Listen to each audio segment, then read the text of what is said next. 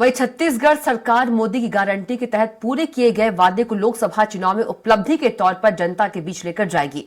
चुनाव प्रबंधन समिति के अध्यक्ष शिवरतन शर्मा ने स्वराज एक्सप्रेस से खास बातचीत के दौरान प्रदेश की सभी 11 सीटें और देश भर में 400 से अधिक सीटें जीतकर सरकार बनाने का दावा किया है।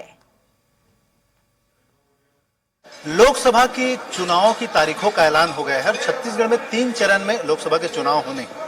इस चुनाव को लेकर किस तरह से तैयारियां है बीजेपी की, इसको लेकर सीधा चर्चा करेंगे। हमारे साथ बीजेपी के प्रदेश उपाध्यक्ष और चुनाव प्रबंधन समिति के अध्यक्ष शिवरतन शर्मा जी है।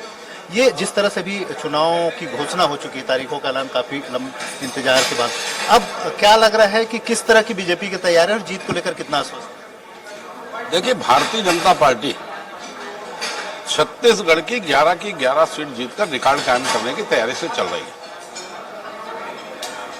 2 तारीख को हमारे प्रत्याशी घोषित हो गए 11। हमारे पूरे प्रदेश में प्रत्येक लोकसभा, प्रत्येक विधानसभा में चुनाव कार्यालय प्रारंभ हो गए। हमारी पार्टी की योजनाओं के अंतर्गत कार्यकर्ता गांव-गांव, घर-घर संपर्क करने जा रहा है।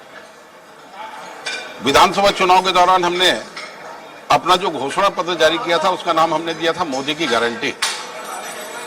तो मोदी की गारंटी की 5 बड़ी घोषणाएं हमने 3 महीने के अंदर पूरी कर दी और जो ये 5 घोषणाएं पूरी की है, उसमें छत्तीसगढ़ के 80% परिवार को प्रत्यक्ष लाभ मिल रहा है। इन 5 बड़ी घोषणाओं के साथ ही मैदान में जाएंगे। ये घोषणाएं हम पूरी करके जा रहे हैं मैदान में। हमने जो कहा वो किया, इस बात को लेके जा रहे हैं। इसके अलावा जो प्रमुख रूप से जो, क्योंकि राजनीतिक मुद्दा और कांग्रेस की जो घोषणा है, चाहे महिलाओं को लेकर, बेरोजगारों को लेकर जो बड़ी बड़ी घोषणाएं हो रही है कि महिलाओं को सालाना 1 लाख रुपए तक देने की घोषणा की जा रही है। अब 12,000 के बनिस्पत 1 लाख देने की बात कही जा रही है, जिसको लेकर कांग्रेस ने जो कहा वो कभी किया नहीं।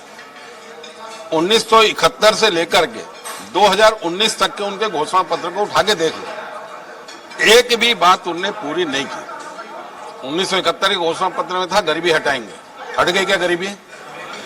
तो कांग्रेस जो कहती है वो करते नहीं। छत्तीसगढ़ में 5 साल भूपेश बघेल जी की सरकार रही ना, भूपेश जी ने कहा वो कभी पूरा नहीं किया।